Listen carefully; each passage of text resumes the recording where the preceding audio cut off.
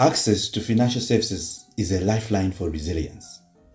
For many Somali households, village savings and loan associations, VSLAs, are the first step to saving and borrowing.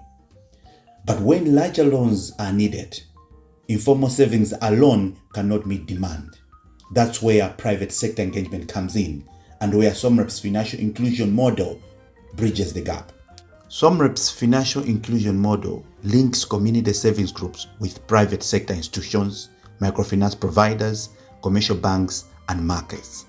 Through revolving loan funds, credit guarantees, and partnerships, even vulnerable groups, farmers, women entrepreneurs, displaced families gain access to the services they need. In partnership with Amal Bank, SomReP enabled VSLAs to step into formal banking. Members opened bank accounts, received training on repayment schedules, and accessed group-backed loans. With their strong savings culture, they proved credible and trustworthy borrowers. The results spoke for themselves. Under SomReP guidance, repayments reached 100%. This proved that when the private sector engages with rural communities, sustainability is possible. It always wasn't easy. Banks were cautious, communities were unfamiliar with formal systems, and financial literacy was essential. But the lesson is clear. With the right training and guarantees, private sector partners can unlock finance for the most vulnerable. This case shows the model in action.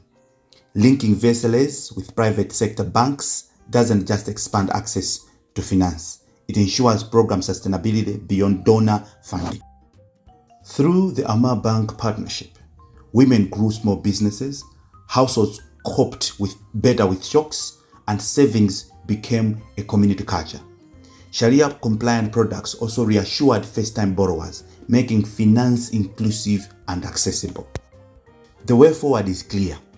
Scale up partnership with more banks and MFIs, engage fintech innovators, and expand tailored financial products for farmers, livestock keepers, and youth businesses.